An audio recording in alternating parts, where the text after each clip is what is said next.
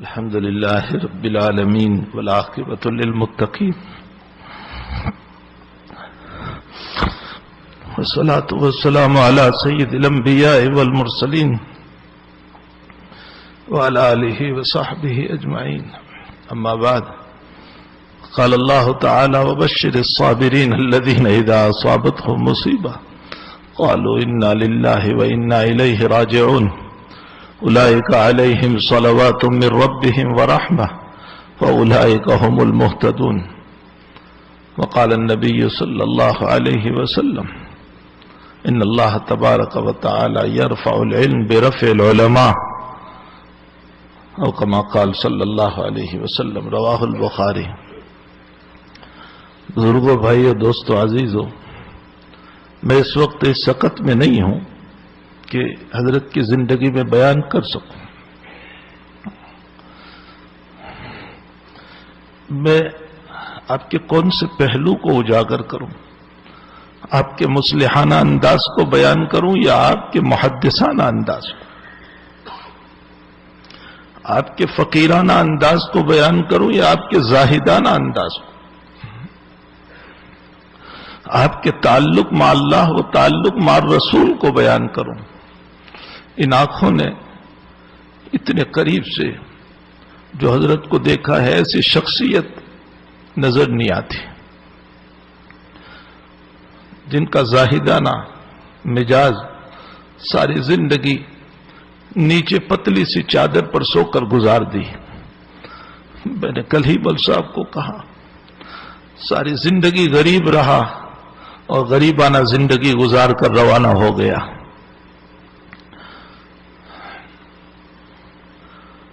یہ مسئلہ مسلم ہے کہ دنیا میں جب انبیاء نہ رہے تو دنیا میں کوئی دوسرا باقی رہ نہیں سکتا ہے. وہ چاہے اولیاء ہو، چاہے محدث ہو، چاہے فقیہ ہو، چاہے زاہد ہو، چاہے صوفی ہو، ہر ایک کو اس دنیا سے رخصت ہونا ہے.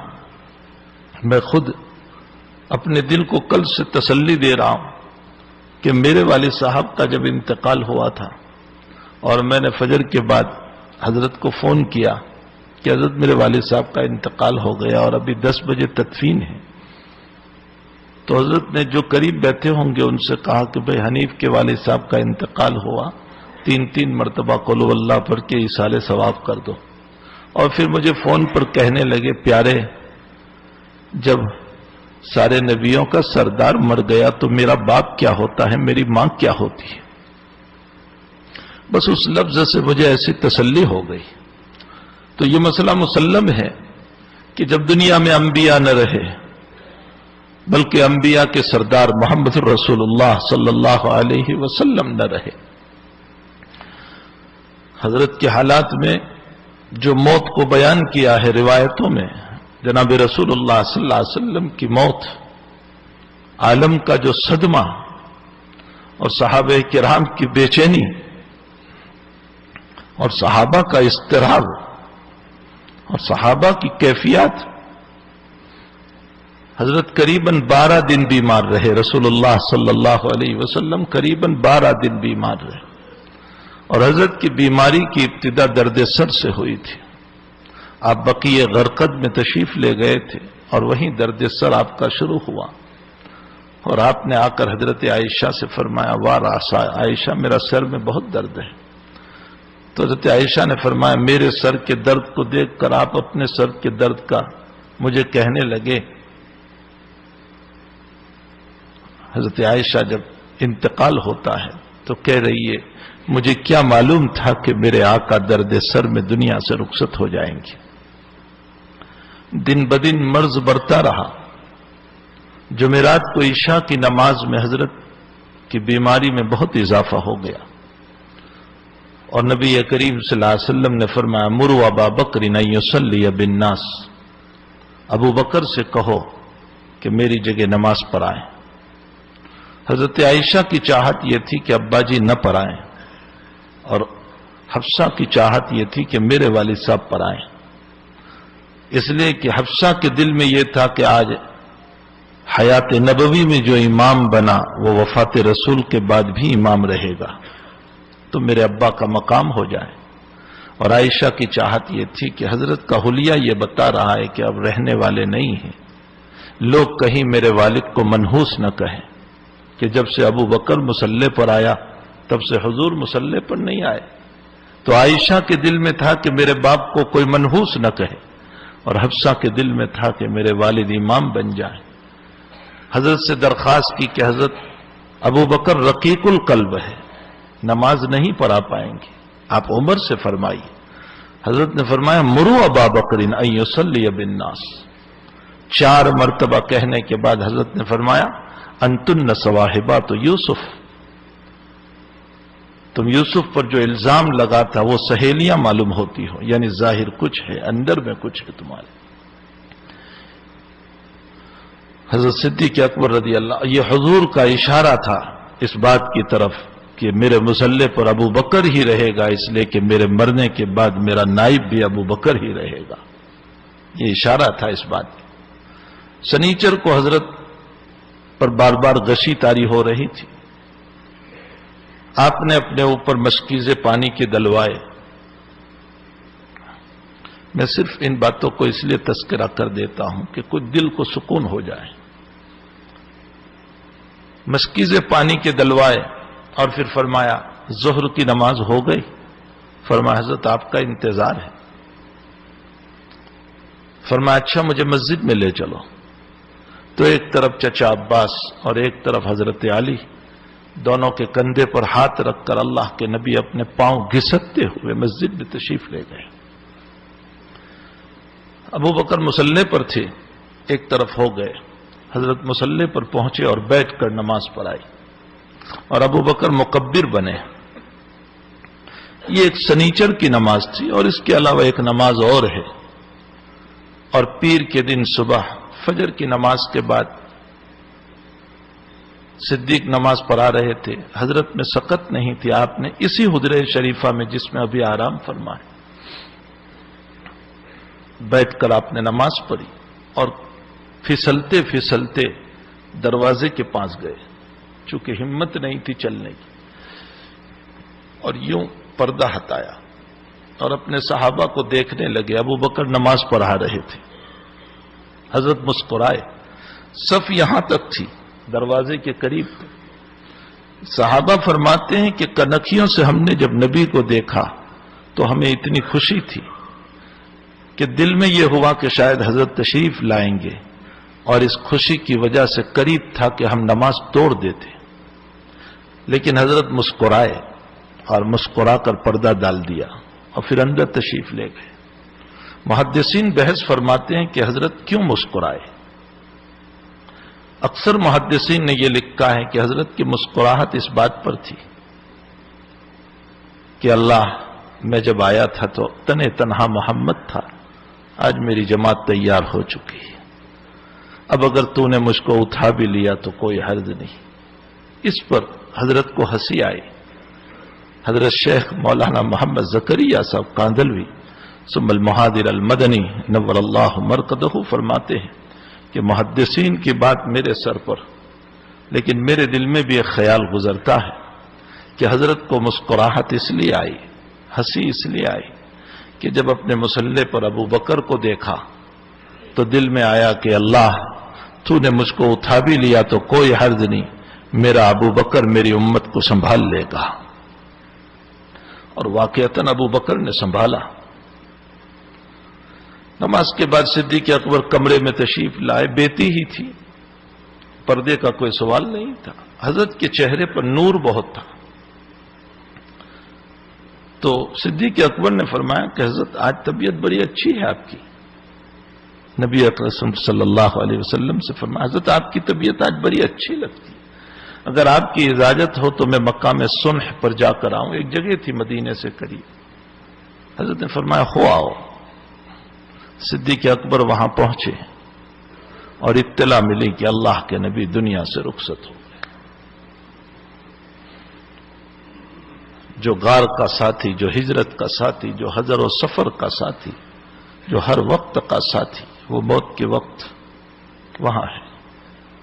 جیسے اطلاع پہنچی دورے دورے آئے، سیدھے حجرہ شریفہ میں چلے گئے، یمنی چادر آپ پر اڑائی گئی تھی، آپ کی چہرے سے چادر ہٹائی صدیق اکبر نے اور پیشانی پر بوسہ دیا اور فرمایا لا یجمع اللہ علیک موتتین یا رسول اللہ، اللہ کے حبیب، اللہ آپ پر دو موتوں کو جمع نہیں کرے گا۔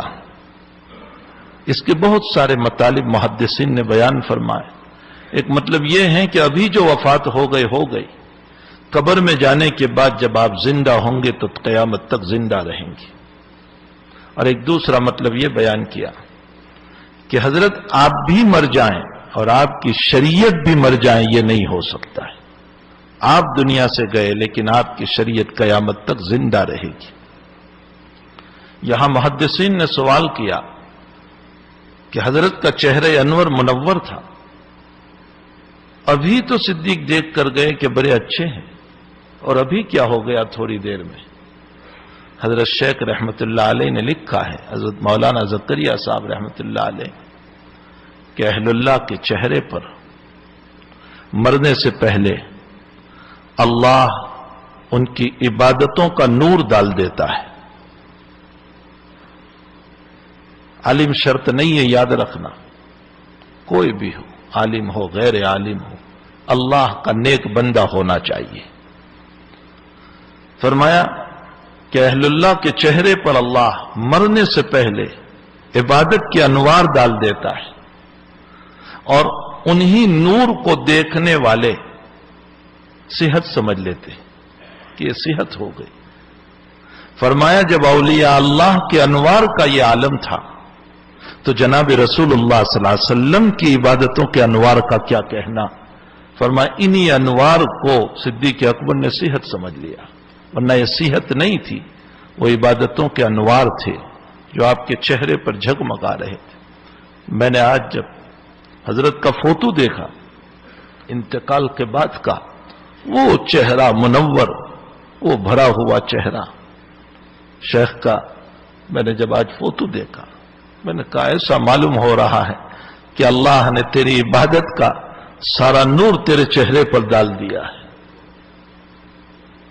اللہ کے حبیب پاک صلی اللہ علیہ وسلم کی تدفین ہوئی، بخاری شریف میں ہے کہ حضرت انس رضی اللہ تعالیٰ عنہ جب دفن کر کے تشریف لائے تو حضرت فاطمۃ الزہرا رضی اللہ تعالیٰ عنہ، بہرحال بیٹی ہے، فرمایا انس اپنے نبی کو دفن کر دیا تم نے، اور اپنے نبی کی قبر پر مٹی ڈالتے ہوئے تمہارے ہاتھوں میں ہچکچاہٹ نہیں آئی؟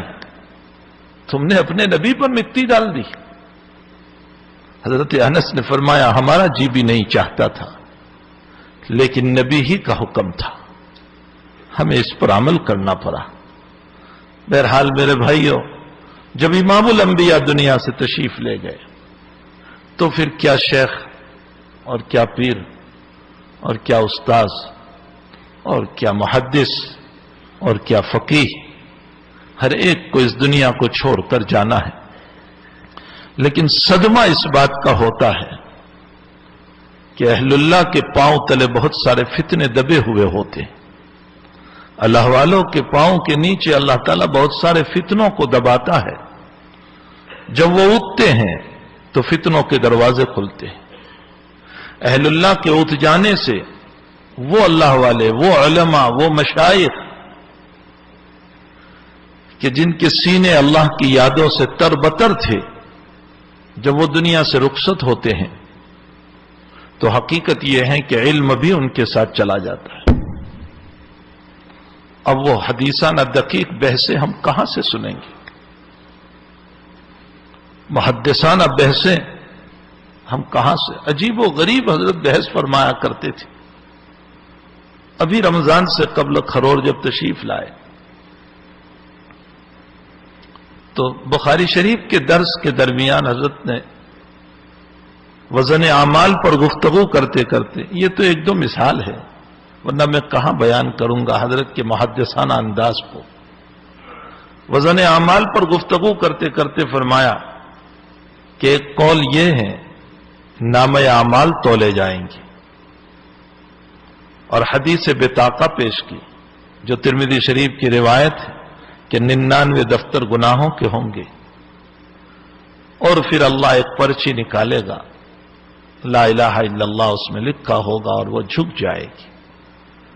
یہ دلیل پیش کرنے کے بعد حضرت نے فرمایا اس پر ایک سوال ہے، اور وہ سوال یہ ہے کہ ایک پرچی کا وزن 99 دفتر کے مقابلے میں کیسے ہو گیا؟ عقل سے بالاتر بات ہے۔ 99 دفتر کا وزن بہت زیادہ، وہ بھی اتنے بڑے بڑے دفتر، تاحد نظر پرچی کی حیثیت کیا؟ اس سوال کو کرنے کے بعد فرمایا حقیقت یہ ہے کہ قیامت میں روح کا وزن ہوگا، جسم کا وزن نہیں ہوگا۔ اسی لیے موتے موتے لیکن ایمان کے نہ ہونے کی وجہ سے جہنم میں جائیں گی۔ اور دبلا پتلا عبداللہ ابن مسعود، جس کی پندلی پتلی پتلی تھی اور مسواک توڑنے چڑھے تو لنگی ہٹ گئی، تو پتلی سی پندلیاں دیکھ کر، چونکہ عبداللہ ابن مسعود ناتے قد کے تھے، چھوٹے قد کے تھے اور بہت دبلے پتلے تھے، اور یہ پتلی پتلی پندلیاں نیچے صحابہ نے دیکھا تو ہنسنے لگے۔ فرمایا عبداللہ ابن مسعود کی پندلیاں قیامت کے دن وزن اعمال میں احد پہاڑ سے زیادہ وزنی ہوگی۔ یہ رسول اللہ صلی اللہ علیہ وسلم نے فرمایا۔ لرجل عبداللہ اثقل فی المیزان من احد، یہ الفاظ ہے حضور پاک صلی اللہ علیہ وسلم کی۔ لرجل عبداللہ اثقل فی المیزان من احد، فرمایا قیامت میں روح کا وزن ہوگا، اعمال جسم کا وزن نہیں ہوگا۔ تو اب 99 دفتر میں جو چیز ہے وہ اعمال انسان ہے، انسان کے اعمال ہے، انسان کے گناہ ہے، اور انسان فانی ہے تو اس کے اعمال بھی فانی۔ اور پرچی میں توحید ہوگی، لا الہ الا اللہ، اور توحید اللہ کی صفت ہے جو باقی ہے، اللہ باقی، اس کی صفت بھی باقی، تو بقا کے مقابلے میں یہ سب فنا ہو جائے گا۔ یہ جو جواب دیا، اس کے بعد حضرت نے ختم بخاری پر گھر میں آرام فرمایا، 3 بجے اٹھے، جو کچھ بات کرنا تھا۔ مجھے امریکہ سے ایک بڑے عالم کا میسج آیا میرے فون پر کہ میری 75 سال کی عمر ہو گئی، میں نے زندگی میں پہلی مرتبہ یہ بات سنی، اور اتنی مدلل طریق پر۔ تو حضرت جب اٹھے تو چائے پیتے پیتے میں نے کہا کہ حضرت یہ ایک عالم صاحب کا میسج آیا، حضرت نے جو آج صبح بات پیش کی۔ حضرت نے فرمایا میں نے بھی اپنی زندگی میں آج پہلی مرتبہ کہی، میں نے کسی کتاب میں نہیں دیکھا، مجمع میں کوئی مخلص ہوگا، اس کی توجہ سے اللہ نے میرے دل پر ڈال دی۔ ایسی تو بے شمار محدثانہ گفتگو ہے۔ جب بخاری شریف پر آتے تھے تو جو احادیث کو کھولتے چلے جاتے تھے، روایتوں کے اوپر وضاحت کرتے چلے جاتے تھے، اور ایسی دقیق سے دقیق بات۔ کتاب العلم کے اندر مجھے بات یاد آ گئی، اہل علم موجود ہیں، ان کے لیے بہت بڑا سہارا ہوگا، دلیل ہو جائے گی، اس لیے کہ آج کل بہت سارے ان باتوں کا انکار کرتے ہیں۔ کتاب العلم میں واقعہ موسیٰ علیہ السلام کو امام بخاری نے پیش کیا طلب علم کے لیے نکلنے پر۔ تو موسیٰ اور خضر کا جو واقعہ چلا، اس میں 3 واقعے پر حضرت موسیٰ علیہ السلام کو حضرت خضر نے فرما دیا کہ فراق بینی و بینک، اور اس کے بعد تینوں کی حقیقت بیان کی۔ یہ تو ہے پوری روایت۔ اس کے بعد نبی علیہ السلام اس واقعے کو بیان کرتے ہوئے جو جملہ فرماتے ہیں، فرمایا لو سکت موسیٰ، اگر موسیٰ خاموش رہتے تو اور بھی باتیں خضر سے کھلتی چلی جاتی۔ حضور پاک صلی اللہ علیہ وسلم فرما رہے اگر موسیٰ خاموش رہتے تو اور بھی باتیں کھلتی چلی جاتی۔ اب یہاں شیخ نے استدلال کیا، اس سے یہ معلوم ہوتا ہے کہ اہل اللہ کی باتوں کو سننا اور اہل اللہ کی کرامتوں کو سننا یہ حضور پاک صلی اللہ علیہ وسلم کے جملے سے ثابت ہوا۔ آج کل لوگ کہتے ہیں کیا کرامتیں ہوتی ہیں، ان کو کیا سنا جائے، کیا معلوم سچی جھوٹی۔ خود اللہ کے نبی تمنا فرما رہے ہیں کہ اگر موسیٰ خاموش رہتے تو اور واقعات کھلتے۔ معلوم ہوتا ہے اہل اللہ کی کرامتوں کو، ان کی باتوں کو سننا یہ حضور پاک صلی اللہ علیہ وسلم نے بھی پسند فرمایا۔ تو اس طرح پر استدلال فرماتے تھے روایت سے کہ طبیعت ہل جاتی تھی۔ ایک جگہ پہنچے تو گفتگو کرتے ہوئے فرمایا احناف نے محرم کی شرط میں 3 دن 3 رات کی قید لگائی، 3 ایام و لیالیہا میں محرم شرط، اور استدلال بخاری کی روایت سے ہے کہ 3 دن 3 رات یعنی سفر شرعی ہو تو محرم شرط۔ اور امام شافعی رحمت اللہ علیہ نے 1 دن 1 رات 17 میل پر بھی محرم کی شرط لگائی، دونوں باتیں پیش کی۔ اس کے بعد کہنے لگے میں کہتا ہوں یہ روایت 6 طرق سے منقول ہے، 3 ایام و لیالیہا، 3 ایام، یومین و لیلتین، یومین، یومن و لیلتن، یومن، یہ 6 طریق اور 6 کی 6 بخاری میں۔ فرمایا حنفیہ نے 3 ایام کے مفہوم سے استدلال کیا کہ مادون الثلاث بغیر محرم کے سفر کر سکتے ہیں، یعنی 3 دن پر تو محرم شرط، لیکن 3 سے اندر سفر شرعی سے اندر تو بغیر محرم کے سفر کر سکتے ہیں۔ تو مفہوم سے جواز پر استدلال کیا، اور امام شافعی نے 17 میل 1 دن کی مسافت پر بھی منطوق سے عدم جواز پر استدلال کیا، اور منطوق اور مفہوم کا تعارض ہوگا تو منطوق کو ترجیح ہوگی نہ کہ مفہوم کو۔ یہ کہہ کر فرمایا میرے نزدیک امام شافعی کی بات راجح ہے۔ دلائل کے اعتبار سے جب حضرت بیان فرماتے تھے، احادیث مبارکہ کو جب کھولتے تھے، جو کچھ اس عاجز کے پاس 2 لفظ ہے وہ حضرت ہی کا فیض ہے، حضرت ہی کی برکتیں ہیں۔ نہ معلوم ایک مرتبہ مجھے حج میں کہنے لگے حنیف تیرے لیے میں نے ابھی کچھ دعا کی، واللہ عالم کیا دعا کی۔ بہرحال محدثانہ انداز سے جب گفتگو فرماتے تھے روات پر، الفاظ حدیث پر، اور حوالے جات کی بھرمار کرتے تھے، اور عبارتوں کی عبارتیں زبانی پڑھتے چلے جاتے تھے، ایسا معلوم ہوتا تھا کہ جیسے رات کو یاد کر کے آئے ہوئے ہیں، حالانکہ وہ برسوں پہلے دیکھا ہوا ہوتا تھا۔ اور یہ تو حدیثانہ انداز، اور پھر اس کے ساتھ ساتھ زاہدانہ انداز حضرت کا، ساری زندگی نیچے سو کر گزار دی۔ میرے گھر پر آئے 20 سال سے کھرور آ رہے تھے دارالعلوم کے اندر، 20 سال سے شاید 2 مرتبہ پلنگ کے اوپر سوئے، ورنہ جب بھی آئے نیچے ہی سو گئے، کبھی اوپر نہیں سوئے۔ آخرت کا استحضار اتنا تھا کہ روتے بہت تھے، بات بات میں رونا، بات بات پہ رونا، اور یہ کہا کرتے تھے قبر میں جاؤں گا مجھ سے سوال ہوگا میں جواب دے پاؤں گا یا نہیں دے پاؤں گا۔ آخرت کا استحضار۔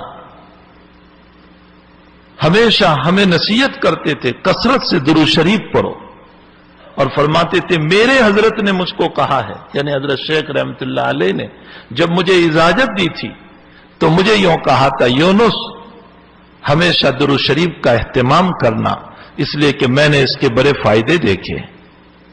اور فرمایا تکبر نہ کرنا، حضرت شیخ رحمت اللہ علیہ نے فرمایا یونس تکبر نہ کرنا، اپنے آپ کو حقیر سمجھنا، اپنے آپ کو چھوٹا سمجھنا۔ ہمیں بھی یہی نصیحت کرتے تھے۔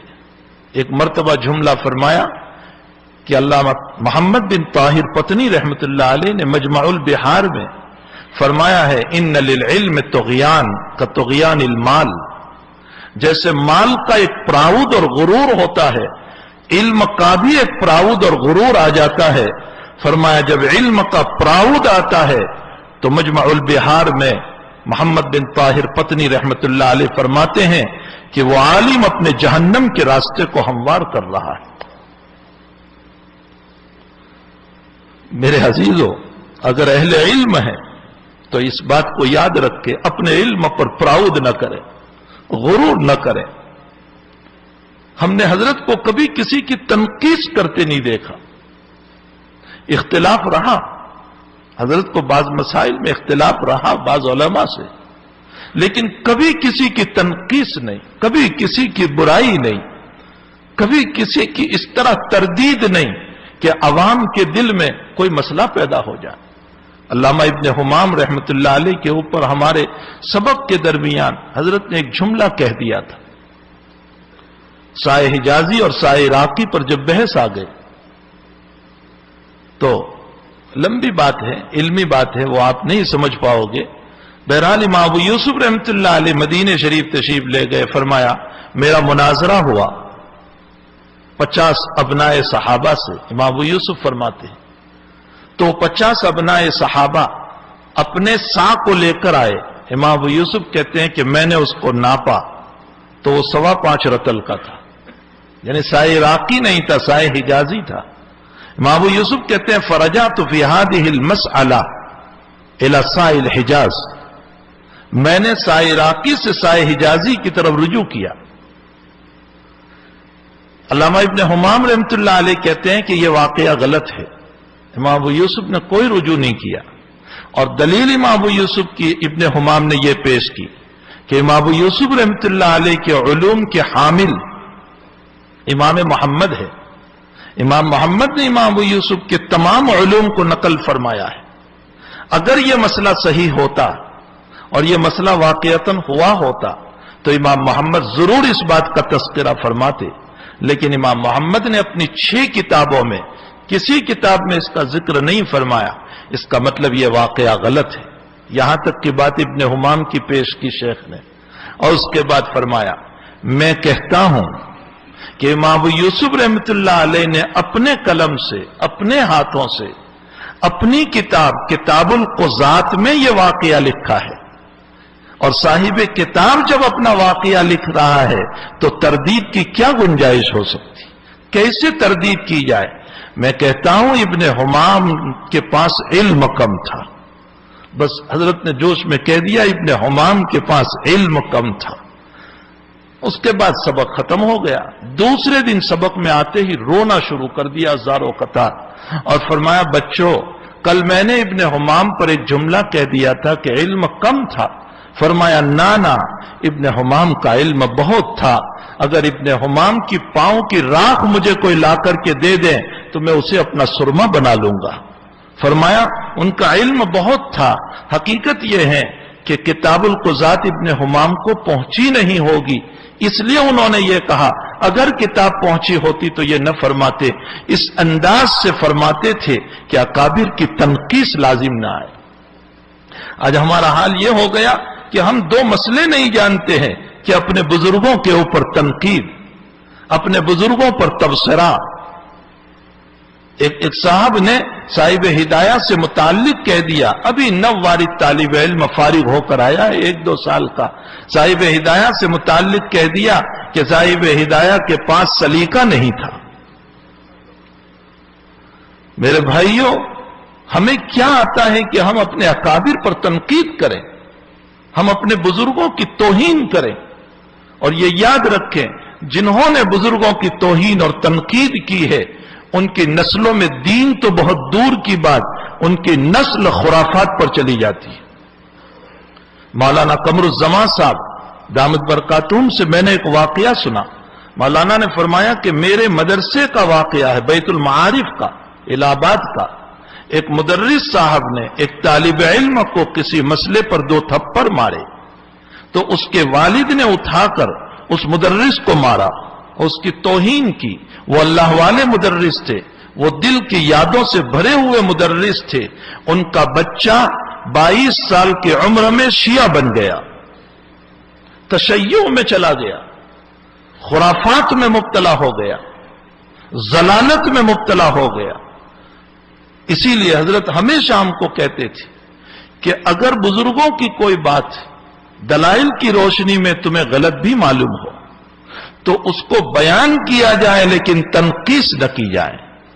تردید اور تنقیس کبھی ہونی نہیں چاہیے. یہ حضرت کا ایک مزاج تھا. تو میں بھی اہل علم سے گزارش کرتا ہوں کہ میرے بھائیوں، میں ایک چھوٹا سا طالب علم ہوں، اکابر پر تنقید نہ کرو، تنقیس نہ کرو. حضرت گنگوہی نور اللہ مرقدہ نے لکھا ہے، آج بھی آپ دیکھ سکتے ہیں حضرت کی کتاب میں، کہ جنہوں نے اپنے بزرگوں پر تنقید کی اور تنقیس کی، اللہ مرنے کے بعد ان کا چہرہ، موت کے بعد ان کا چہرہ قیامت تک قبلے کی طرف رہنے نہیں دیتا، ان کے چہرے کو پھیر دیتا ہے. اور حضرت گنگوہی نے لکھا ہے کہ اگر میری بات پہ یقین نہ آتا ہو تو تنقید کرنے والوں کی قبر کھول کر دیکھ لو. اتنی پختگی کے ساتھ حضرت نے فرمایا ہے. تو تنقید سے باز آئیں، تنقید سے باز آئیں. یہ تو اکابر کے باب میں ہوا. خود ہم اہل علم آپس میں بھی ایک دوسرے کی تنقید نہ کریں، تنقیس نہ کرے. ٹھیک ہے، اختلاف رائے ہوتا ہے، اپنے اپنے دلائل ہوتے ہیں، دلائل اپنی جگہ ہیں، مسائل اپنی جگہ ہیں، لیکن کسی کی شان میں گستاخی کرنا، ان کی تنقیس کرنا، ان کی تردید کرنا، اور اس انداز سے کہ سوشل میڈیا پر ان کو ذلیل کرنے کی کوشش کرنا اور ان کی توہین کرنا، یاد رکھو میرے بھائیو، خطرہ ہے اس بات کا کہ مرنے سے پہلے اللہ مجھے ذلیل نہ کر دے. اس سے بہت باز آئے. ٹھیک ہے، مسائل میں اختلاف ہوتا ہے، ہمارے اکابر کے وہاں بھی اختلافات رہے، کہاں اختلاف نہیں تھے. حضرت مفتی شفیع صاحب رحمۃ اللہ علیہ کو اپنے پیر و مرشد حضرت تھانوی سے ایک مسئلے میں بڑا اختلاف تھا، دلائل دونوں طرف سے چلتے رہے. حضرت تھانوی رحمۃ اللہ علیہ نے فرمایا، مولوی شفیع تمہارے اپنے دلائل ہیں، تم اسی پر قائم رہو، میرے اپنے دلائل ہیں، اسی پر قائم رہوں گا، لیکن میرے دل سے تمہاری محبت میں کوئی کمی نہیں ہوگی. الفاظات میں پڑھے، میرے دل سے تمہاری محبت میں کوئی کمی نہیں ہوگی. یہ ہمارے اکابر ہیں، یہ ہمارے بزرگان دین ہیں. حضرت مدنی نور اللہ مرقدہ قحط پڑا یو پی میں، اور صلاۃ استسقاء پڑھنے کا وقت آیا. لوگوں نے حضرت مدنی سے فرمایا حضرت صلاۃ استسقاء پڑھائیں. 1 دن پڑھائی، 2 دن پڑھائی، بارش نہ ہوئی. حضرت مولانا اصغر حسین صاحب سے سیاسی اختلاف تھا. حضرت مدنی کو، آپ جو ہیں کانگریسی تھے اور حضرت اصغر حسین صاحب لیگی تھے، ایک سیاسی اختلاف تھا. لیکن تیسرے دن حضرت مدنی جب نماز کے لیے تشریف لائے تو مولانا اصغر حسین صاحب نے فرمایا، مولانا حسین صاحب آج نماز آپ نہیں پڑھاؤ گے، میں پڑھاؤں گا. حضرت میاں اصغر حسین صاحب نے نماز پڑھائی، اور نماز پڑھانے کے بعد جب چلے تو شاگردوں نے حضرت میاں اصغر حسین صاحب سے فرمایا، حضرت آپ تو نماز نہیں پڑھاتے تھے، آج کیسے آپ نے پڑھا لی؟ فرمایا 2 دن حضرت نے نماز پڑھائی، بارش نہ ہوئی. آج بھی پڑھاتے، بارش نہ ہوتی، مقدر تھا، ضروری نہیں ہے کہ نماز پڑھے اور بارش ہو جائے. آج بھی بارش نہ ہوتی. لوگ حضرت مولانا کو منحوس کہتے، میں حضرت مدنی کو منحوس کہلوانا نہیں چاہتا تھا، اس لیے میں نے نماز پڑھا دی. اپنے اکابر کی تعظیم، اپنے ہم جنسوں کی تعظیم، اپنے ہم زمان کی تعظیم، یہ ہمارے لیے بہت ضروری ہے. حضرت شیخ کے سامنے ایک اتنا بڑا مسئلہ جو علماء واقف ہوں گے ان کو معلوم ہوگا کہ ایک شیخ پر ایک صاحب نے بہت بڑا اشکال کر دیا تھا، بہت بڑا اشکال، بلکہ ایک ماہانہ پرچے میں شیخ کے خلاف لکھا. وہ صاحب جب گجرات تشریف لائے وہ بھی مرحوم ہو گئے، اللہ کے پیارے ہو گئے، اللہ ان کی قبر کو بھی نور سے منور فرمائے. وہ بھی بہت بڑے عالم تھے. بہرحال وہ جب گجرات تشریف لائے تو میں نے حضرت کو فون کیا کہ حضرت وہ آئے ہوئے ہیں اور ہم ان کے پاس جانا چاہتے ہیں اور ان کے سامنے یہ بات رکھنا چاہتے ہیں کہ حضرت جو انہوں نے یہ کلمات جو آپ کے لیے لکھے ہیں ہم ان سے دلائل مانگنا چاہتے ہیں. حضرت نے فرمایا، خبردار خبردار خبردار، ان سے کچھ نہ کہیں. یہ الفاظ ہیں. میرے ساتھ اور بھی بہت سارے علماء تھے. ہم نے راستے سے فون کیا، کیم چوراہے سے. حضرت نے فرمایا، خبردار خبردار خبردار، ان کو ایک لفظ نہ کہیں. بہت ممکن ہے میرے عیوب سے ان کو کچھ چھیتے کا پتہ چلا ہو اس لیے کہا ہوگا. تمہیں ان کو کچھ کہنے کی اجازت نہیں ہے. اللہ انہیں بھی معاف کرے، مجھے بھی معاف کرے. میں اس لیے زندگی پیش کر رہا ہوں کہ یہ ہمارے بزرگوں کی زندگی ہے، یہ ان کی طرز زندگی ہے. پوری زندگی حضرت نے کبھی کسی کا دل نہیں دکھایا. ضرور طبیعت میں حدت تھی، تیزی تھی، بول دیتے تھے کبھی، لیکن فوراً معافی مانگتے تھے. مولانا طارق جمیل صاحب کو حضرت جب پاکستان تشریف لے گئے تھے تو یہ تو طالب علم تھے مولانا طارق صاحب تو، اور حضرت کی خدمت کرتے تھے، پاؤں دباتے تھے، حضرت کو وضو کراتے تھے، طالب علم تھے وہاں. اس کے بعد جب حضرت کی ملاقات حج میں ہوئی تو حضرت نے مولانا طارق صاحب کو دانت دیا، حضرت 5 سال پہلے، اور فرمایا طارق تم بیان کرتے ہو اور بیان کی وجہ سے تم میں غرور آ چکا ہے، اپنی اصلاح کی ضرورت ہے. یہ کہہ کر بہت سخت ڈانٹا، بہت سخت ڈانٹا. پھر 2-3 سال گزر گئے. ابھی 2 سال پہلے پھر مولانا ملنے گئے مولانا طارق صاحب. تو شیخ نے فرمایا طارق میں تمہیں تلاش کر رہا تھا کہ تم کب آؤ گے، اس لیے کہ میں نے 2-3 سال پہلے تمہیں ڈانٹا تھا. اب میری زندگی کا بھروسہ نہیں، میں تم سے معافی مانگنا چاہتا ہوں. تو سنو مولانا کا جملہ، مولانا طارق صاحب کا. حضرت آپ نہیں سناؤ گے تو کون کہے گا ہم کو، اس لیے کہ ہمارے سر پر بڑوں کی ضرورت ہے. اگر آپ ہماری تربیت نہیں کریں گے تو ہمارا غرور اور تکبر ہمیں پامال کر دے گا. تو حضرت نے فرمایا طارق تم میں صلاحیت ہے، طارق تم میں صلاحیت ہے. عجیب و غریب ہستی تھی، عجیب و غریب، زاہدانہ زندگی اتنی کہ کبھی ایک پیسہ اپنے پاس نہیں رکھا. 6 سال پہلے ایک صاحب نے 25,000 روپے حضرت کو دیے. اس کے 4 مہینے کے بعد ان صاحب نے حضرت کو کہا کہ حضرت وہ زکوٰۃ کے تھے.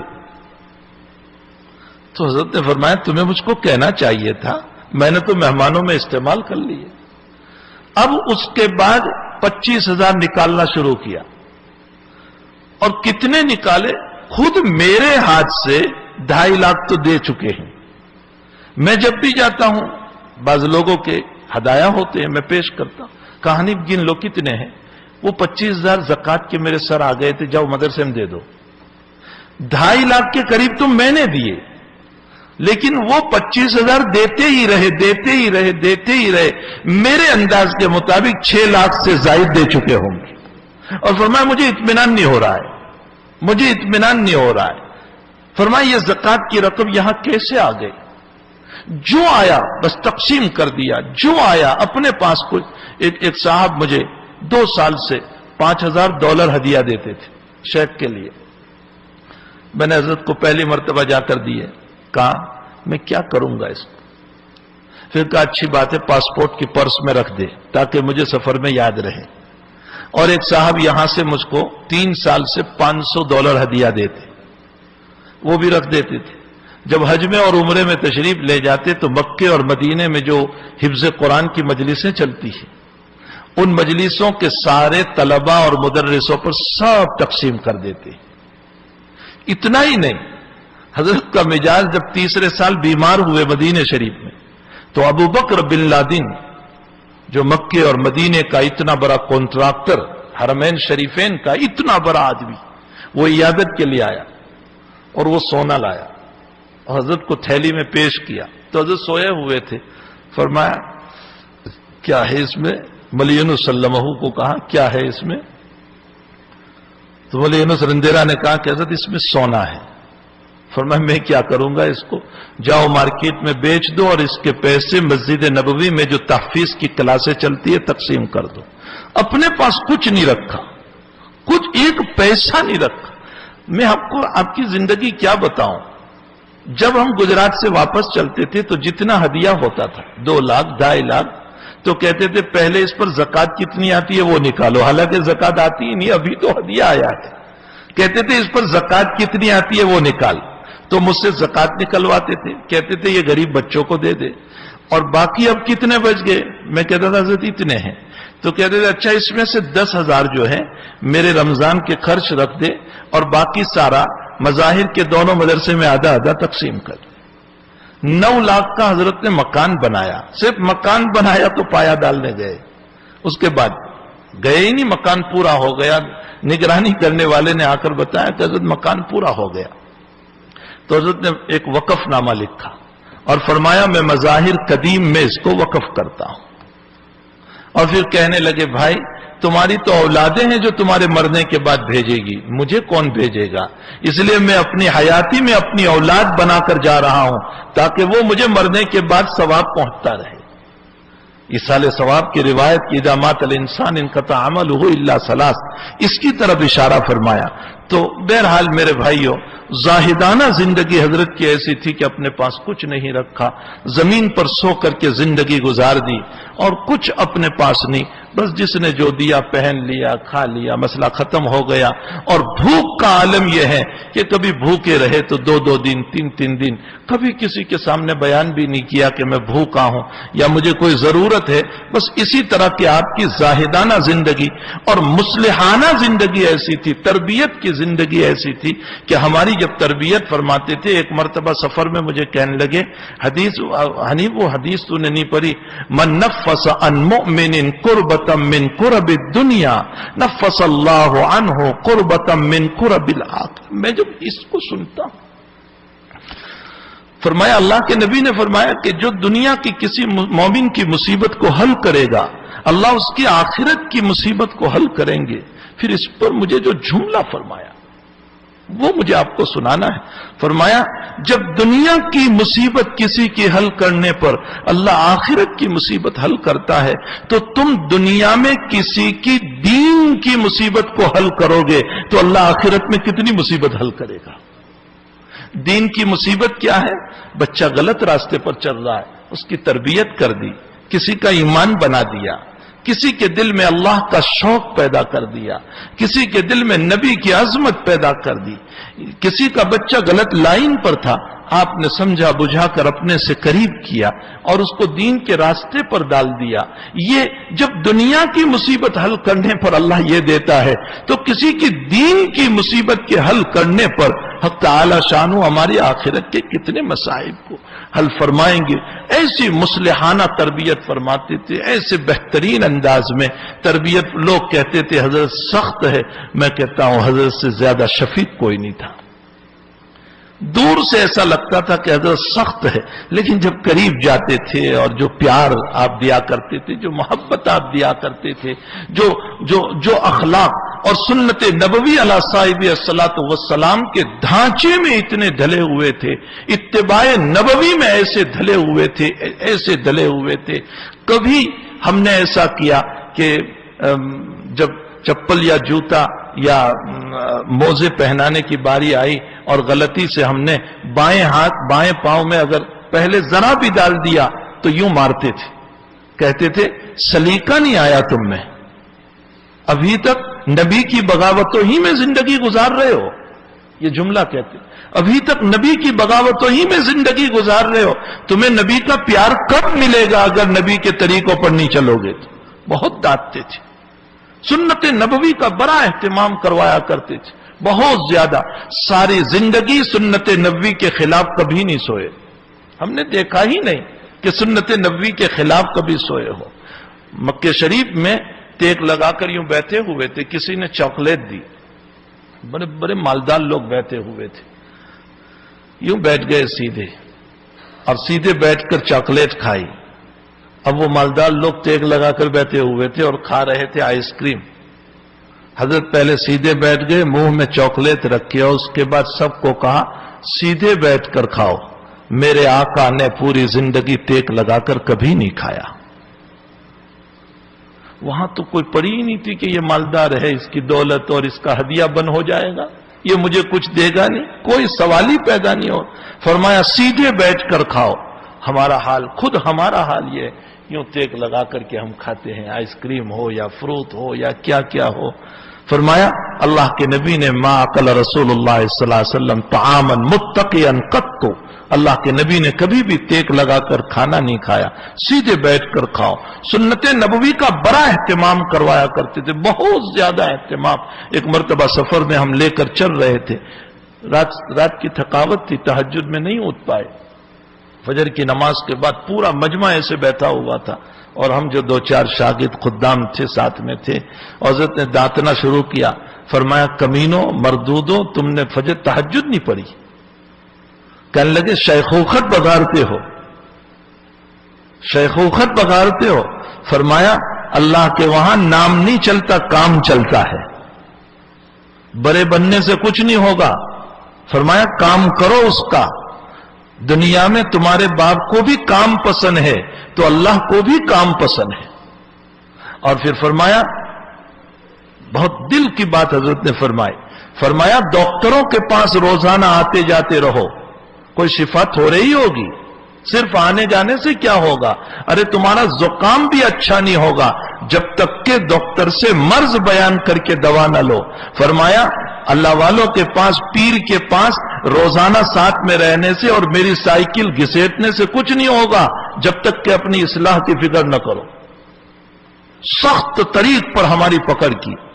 جب میں چھوڑنے گیا پھر سہارنپور تو کہنے لگے حضرت حنیف بہت داد دیا۔ میں نے کہا حضرت آپ کی صلواتیں ہمارے لیے سوغات ہے، آپ کا دانتنا ہمارے لیے تو سوغات ہے، ہماری تربیت کون کرے گا؟ ہمیں کون بنائے گا؟ یہ غرور تکبر سے کون نکالے گا؟ ہمیں تواضع کی زندگی میں کون لے جائے گا اگر ہمارے بڑے ہمیں اس طرح پر نہ داتے؟ بہرحال مصلحانہ زندگی حضرت کی ایسی تھی کہ اس طرح تربیت فرماتے تھے، اس طرح پر ایک مرتبہ حضرت مفتی احمد صاحب خلوت میں ملنے کے لیے آئے تو میں نے کہا حضرت مفتی صاحب تشریف لائے اور کچھ بات کرنا چاہتے، کہا اچھی بات ہے بلا لے۔ بلا لیا، پھر کہنے لگے احمد سنو، پھر کچھ باتیں ہوئی، اس میں حضرت نے خاص طور پر جملہ فرمایا احمد تربیت اولاد پر نگاہ رکھو، تربیت اولاد پر نگاہ رکھو۔ اور پھر فرمایا علماء کا حال یہ ہے کہ اپنی اولادوں کی فکر نہیں کرتے، تربیت اولاد پر نگاہ رکھو۔ اس طرح کے کئی اس انداز سے حضرت تربیت فرماتے تھے کہ دل کو کبھی چوٹ بھی نہیں لگتی تھی، محبت اور پیار کے اندر بہت اچھے انداز میں تربیت فرمایا کرتے تھے۔ تو حضرت کی مصلحانہ زندگی، فقیرانہ زندگی، زاہدانہ زندگی، محدثانہ زندگی، فقیہانہ زندگی، یہ کتنے پہلو ہے، یہ تو میں نے صرف نمونے پیش کیے ہیں، ورنہ حضرت کی زندگی ایک عظیم الشان زندگی تھی، ایک پاکیزہ زندگی تھی۔ اس سے بڑھ کر میں آپ کو کیا بتاؤں کہ بلوغ سے لے کر آج وفات تک اجنبی عورت کا منہ، اجنبی عورت تو درکنار، 10 سال سے بڑی بچی کا منہ بھی نہیں دیکھا، بلوغ سے لے کر آج تک۔ 6 سال کی بچی کو بھی جب لے جاتے تھے تو حضرت کہتے تھے ان کو ہٹا لو، ان کو سامنے سے ہٹاؤ، میرے سامنے ایسے بچیاں نہ لایا کرو۔ حالانکہ 6 سال کی بچی میں کیا پردہ ہوتا۔ کچھ عورتیں بیعت ہونے آئی تو میں نے کہا حضرت کچھ عورتیں بیعت ہونے آئی تو کہا دیوار کے پیچھے بھی تھا۔ میں نے کہا حضرت پردے میں ہے تو کہا پردے میں ہے، میں نہیں دیکھتا، وہ تو مجھے دیکھ رہی ہے۔ فرمایا میرے نزدیک دونوں طرف سے ممنوع ہے، پردے میں بھی تھا۔ اور پھر اس کے بعد حضرت نے بیعت کے کلمات بلوا لیے، اور حضرت جب بھی تلقین فرماتے تھے، میں آپ کو بھی کہتا ہوں وہ باتیں، حضرت جب بھی تلقین فرماتے تھے کہ کیا عمل کرو گے تو حضرت فرماتے تھے رب اغفر ورحم وانت خیر الراحمین۔ فرمایا یہ دعا بھی ہے اور استغفار بھی ہے، کثرت سے پڑھو، رحم بھی ملے گی، توبہ بھی ملے گی۔ رب اغفر ورحم وانت خیر الراحمین۔ پھر فرماتے تھے استغفار کثرت سے کرو، فرماتے تھے درود شریف کثرت سے پڑھو، اور چوتھی بات حضرت فرماتے تھے قرآن شریف کو خوب پڑھو۔ جب بھی کوئی جاتا تھا حافظ ہو، ایک لطیفہ یاد آیا، فرمایا حافظ ہو، انہوں نے کہا عالم ہوں، کہا چل احمق۔ میں نے یہ پوچھا کہ عالم ہے؟ میں نے پوچھا حافظ ہو تو کہا نہیں۔ پھر دوسرے سے پوچھا حافظ ہو؟ کہا جی۔ فرمایا نوافل میں روزانہ 1 پارہ پڑھو، اور عوام کو کہتے تھے اندر دیکھ کر 1 پارہ۔ حضرت کا معمول یہ تھا اس رمضان کی عید تک کا، عید کے بعد کا میں نہیں کہہ سکتا ہوں، عید تک کا معمول یہ تھا کہ روزانہ 3 پارے پڑھتے تھے، ابھی تک کا معمول۔ روزانہ 3 پاروں کا معمول تھا. تو یہ حضرت کے وظائف تھے جو دیا کرتے تھے. رب اغفر وارحم وانت خیر الراحمین. کثرت سے استغفار، کثرت سے درود شریف اور تلاوت قرآن کی بڑی فکر ہوتی تھی. فرماتے تھے تلاوت قرآن خوب کرو. اور کئی مسائل ہے بخاری شریف کے جو خواب میں براہ راست رسول اللہ صلی اللہ علیہ وسلم سے حل فرمائے. کئی خواب ہے. اللہ کے نبی کو تو بار بار خواب میں آپ نے زیارت فرمائی. ایک مرتبہ روایت آئی، شروع بخاری شریف کا زمانہ تھا. ایک دو بات عرض کر دو. بخاری شریف کا زمانہ تھا. روایت جب آئی کہ اللہ کے حبیب پاک صلی اللہ علیہ وسلم نے پیالے میں پانی ہاتھ رکھا اور پانی ابلنے لگا، تو وہاں محدثین بحث کرتے ہیں کہ پانی بر رہا تھا یا انگلیوں سے پانی نکل رہا تھا. عام علماء فرماتے ہیں کہ انگلیوں سے نکل رہا تھا، اس لیے کہ کمال معجزہ تب ہی ہے. اور شیخ الاسلام ابن تیمیہ فرماتے ہیں کہ پانی بر رہا تھا. شیخ نے درس میں ابن تیمیہ کی تردید کی اور فرمایا پانی سے پانی کا بڑھنا کمال نہیں ہے، وہ تو کنویں میں بھی بڑھتا ہے. یہاں تو اصل معجزہ بتانا تھا. کمال معجزہ یہ ہے کہ انگلیوں سے نکل رہا ہو. یہ بات درس میں فرمائی. رات میں دیکھا رسول اللہ صلی اللہ علیہ وسلم تشریف فرما ہے، پیالہ ہے اور ہاتھ رکھا ہوا ہے اور پانی بڑھ رہا ہے. حضرت شیخ رحمۃ اللہ علیہ حیات تھے. حضرت کو یہ خواب پوچھا تو حضرت نے فرمایا کل کیا سبق پڑھایا تھا یونس تم نے؟ تو پورا سبق ریپیٹ کیا. جب اس حدیث پر پہنچے تو حضرت نے فرمایا کہ اللہ کے نبی تجھے یہ بتانا چاہتے ہیں کہ یہ امر موہوم ہے. یہ بھی ہو سکتا ہے کہ پانی بڑھ رہا ہو اور یہ بھی ہو سکتا ہے کہ انگلیوں سے نکل رہا ہو. ایک پر تیقن کر کے دوسرے کی تردید کیوں کی؟ نبی تجھے یہ بتانا چاہ رہے ہیں. ایسے کئی خوابات ہیں.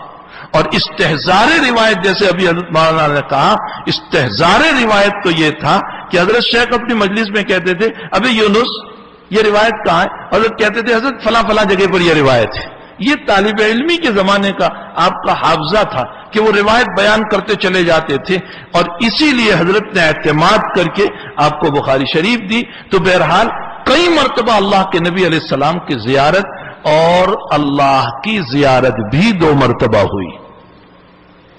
اللہ کی زیارت بھی آپ نے خود ایک مرتبہ تذکرہ فرمایا. مولانا اسماعیل صاحب واری علیہ الرحمہ جو انگلینڈ میں انتقال کر گئے، سلسلہ نقشبندیہ کے حضرت پیر غلام حبیب صاحب رحمت اللہ علیہ کے اجل خلفاء میں سے، جن کا ایک بڑا بچیوں کا دارالعلوم ہے لینکاسٹر میں. حضرت مولانا اسماعیل صاحب کے سامنے شیخ نے خود کہا تھا کہ کچھ رب کریم کی زیارت اس حادث کو بھی ہوئی. تو میرے بھائیوں، آخر اس سے قرب ہوگا تبھی تو زیارت کا مسئلہ ہوا، اس سے نبی سے تعلق ہوگا تبھی تو زیارت کا مسئلہ ہوا. اور اتنی زیارتیں کہ ہماری عقلیں حیران ہیں. میرے بھائیوں، ایسی شخصیت دنیا سے روانہ ہو گئی. ایسی شخصیت دنیا سے روانہ ہو گئی. 50 سال بخاری شریف پڑھائی. اور حضرت شیخ نے اس وقت خط لکھا تھا کہ میرے تدریس کے 46 سال ہوئے اور اس میں میری بخاری کے 41 سال ہوئے. شیخ نے اس میں لکھا اور جب تم 46 سال پڑھاؤ گے تو مجھ سے آگے ہوں گے اور اللہ تمہارے علم میں برکت دے. یقیناً حضرت شیخ زکریا نے 41 سال بخاری شریف پڑھائی اور شیخ یونس صاحب نے 50 سال بخاری شریف پڑھائی. اور تدریس کے کل 55 سال کے قریب ہوئے، یعنی 55 سال آپ نے پڑھایا. پہلے 4 سال اور کتابیں، اور 1388 سے لے کر آج 1437 تک مسلسل بخاری شریف کا درس دیتے چلے آئے. ایسی مقدس ہستی دنیا سے روانہ ہو گئی. اللہ تعالیٰ نے عجیب و غریب زندگی عطا فرمائی تھی. نکاح بھی نہیں کیا، بغیر نکاح کے زندگی گزار دی. علم حدیث سے حدیث فرماتے تھے میں نے کتابوں سے شادی کر لی ہے. میں نے بس ایک ہی جملہ تھا، میں نے کتابوں سے، اور اسی میں زندگی آپ نے گزار دی.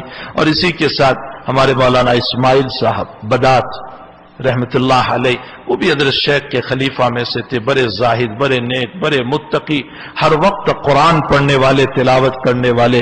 مدینہ المنورہ میں پوری زندگی گزار دی اور وہیں پر نبی علیہ السلام کے دیار میں کل ہی وہ اللہ کے پیارے ہو گئے. ہر وقت تلاوت قرآن. اور دونوں حضرت شیخ کے خلیفہ تھے، دونوں ہی چہیتے تھے، دونوں ہی پیارے تھے. اور میں ایسے موقع پر میرے رفیق، میرے دوست جو مجھے تعزیت کے لیے فون کر رہے ہیں، میں ان کو کہہ رہا ہوں کہ اس وقت تو پوری امت تعزیت کی مستحق ہے، سبھی کو تعزیت کی ضرورت ہے۔ ان شخصیتوں کی بنیاد پر ہمارے مولانا یونس سلمہ، میں کبھی بھی ان کو بھول نہیں سکتا۔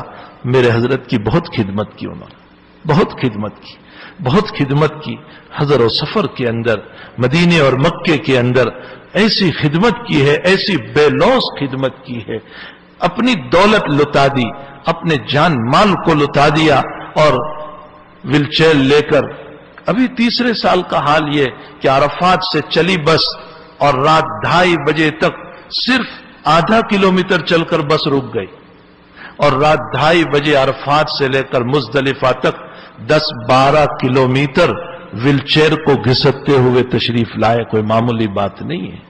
وہاں کے حالات جو سامنے ہیں، راستے میں لوگ سوئے ہوئے ہیں اور ویل چیئر کا گھسیٹنا، اور پھر انہی حالات کے اندر حضرت کو عمرہ کرانا اور طواف کرانا اور سعی کرانا اور جمرات پہ لے جانا، بہت عجیب و غریب اس اللہ کے بندے نے خدمت کی ہے۔ اللہ ان کو بھی جزائے خیر عطا فرمائے، اور حضرت کے جتنے مجازین ہیں، جتنے خلفاء ہیں، جتنے شاگردان ہیں، جتنے مریدین ہیں، بہت زیادہ، ایک بہت بڑا حلقہ ہے حضرت کا، بہت بڑا حلقہ ہے، جن کو حضرت روتا ہوا چھوڑ کر اس دنیا سے تشریف لے گئے۔ حضرت مولانا عبد الرحیم صاحب ہمارے مطالعہ علیہ الرحمہ، جو ہمارے حضرت مولانا محمد یوسف صاحب دامت برکاتہم العالیہ کے بڑے بھائی، چپاتا میں جب دارالعلوم قائم کیا تھا تو بڑی مزے کی بات، حضرت عبد الرحیم صاحب کو انتہائی مجھ سے قلبی تعلق تھا، تو میں سہارنپور تھا، تو مجھے کہا کہ شیخ سے کہو کہ تمہیں چپاتا آنا ہے۔ تو میں نے شیخ سے کہا، شیخ کہنے لگے کہ تو دعوت دے رہا ہے، اصل تو ان کو دعوت دینا چاہیے۔ تو میں نے باہر نکل کر حضرت عبد الرحیم صاحب کو فون کیا، تو کہا میرا بیٹا عبد الرشید تو دعوت دے گیا ہے۔ تو میں نے کہا حضرت مولوی عبد الرشید دعوت دے گئے؟ کہنے لگے بیٹا بیٹا ہوتا ہے، باپ کی موجودگی میں بیٹے کا اعتبار نہیں ہوتا ہے۔ پھر مجھے کہنے لگے کہ جب باپ موجود ہے تو بیٹا میراث سے محروم ہوتا ہے۔ تو میں نے پھر حضرت عبد الرحیم صاحب کو فون کیا، تو کہا کہ وہ دونوں ساتھی تھے، ایک پیر کے دونوں مجاز تھے۔ مجھے کہنے لگے کہ مجھے گجراتی میں کہا کہ کہہ دے کہ تم کو چپاتا نہیں آنا ہے، مجھے کوئی ضرورت نہیں۔ میں نے کہا حضرت آپ کہہ سکتے ہیں، میں تھوڑی کہہ سکتا ہوں، میرے تو استاد ہے، پیر ہے، شیخ ہے۔ میں نے کہا آپ دعوت دے دیجئے 2 کلمات۔ پھر کہا اچھا فون دے۔ تو حضرت عبد الرحیم صاحب نے کہا کہ آپ کو چپاتا آنا ہے، تو کہا اب ہوئی دعوت۔ اس کے بعد تو دونوں بزرگ فون پر بہت زیادہ مذاق کرتے رہے، اور بہت زیادہ 15-20 منٹ تک گفتگو کرتے رہے، حضرت شیخ کی یادیں کرتے رہے، اور بہت ساری باتیں۔ بہرحال اولئک آبائی فجئنی بمثلہم، یہ ہمارے بڑے تھے جو دنیا سے رخصت ہوتے جا رہے ہیں۔ فتنوں کے دروازے کھلتے چلے جا رہے ہیں، ان بزرگوں کی دعاؤں سے فتنوں سے ہم بچتے ہیں۔ میرے بھائیوں، جو اللہ والے اس وقت زمین پر موجود ہیں ان کی قدر کرو، ان کی قدر کرو، ان کے نقش قدم پر چلو، ان کے طریقوں پر چلو، وہ جو بتائیں اس کے مطابق زندگی گزارو۔ ان کی زندگیوں میں اللہ کا نبی ہوتا ہے، اللہ کی باتیں ہوا کرتی ہے۔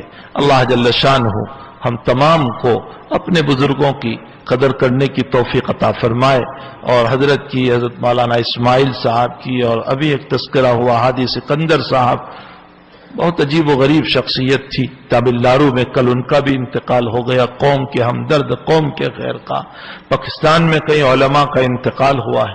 اللہ سبھی کی قبروں کو نور سے منور فرمائے، سب کے درجات کو بلند فرمائے۔ میں نے بطور نمونہ کے 2-4 باتیں کہی ہے، ورنہ شیخ کی زندگی ایک بہت بڑی ہے جس سے ہمیں بہت کچھ رہنمائی ملتی ہے۔ حق تعالی جل شانہ ہمیں اپنے اکابر کی زندگی پر عمل کرتے ہوئے حضور پاک صلی اللہ علیہ وسلم کی سنتوں پر پہنچنے کی توفیق عطا فرمائے۔ دوبارہ میری علماء سے گزارش ہے، آپس کے اختلاف سے بچو، محبت سے رہو، پیار سے رہو، ایک دوسرے کی تنقیص نہ کرو، ایک دوسرے کی بدنامی کا کوئی لفظ ہم استعمال نہ کریں جس کی وجہ سے ہمارے ہی ہم جنس، ہمارے ہی علماء کا دل دکھ جائے اور ان کے دلوں کو ٹھیس پہنچے۔ اختلاف ہوتا ہے، آپس میں خود مل لو، آپس میں مل کر مسئلے کو حل کرو، کبھی تکبرانہ کلمے نہ بولو، برائیوں کی باتیں نہ کرو، بہت شان ہم اپنی نہ بتائیں۔ میرے بھائیوں، ہماری کیا شان ہو سکتی ہے؟ کل کو قبر میں جانا ہے، اللہ کے سامنے ہم سب کو حاضر ہونا ہے، تکبرانہ کلمات سے باز آئیں، ہمارے بزرگوں کے نقش قدم پر چلیں۔ اللہ ہم سب کو عمل کی توفیق عطا فرمائے۔ وصلی اللہ علی النبی الکریم۔ درود شریف پڑھ لیں۔ اللہ صلی وسلم دائما ابدا علی حبیبک خیر الخلق کلہم الحمد للہ رب العالمین والعاقبۃ للمتقین والصلاۃ والسلام علی سید الانبیاء والمرسلین وعلی آلہ وصحبہ اجمعین۔ اللهم اغفر لحينا وميتنا وشاهدنا وغائبنا وصغيرنا وكبيرنا وذكرنا وانثانا اللهم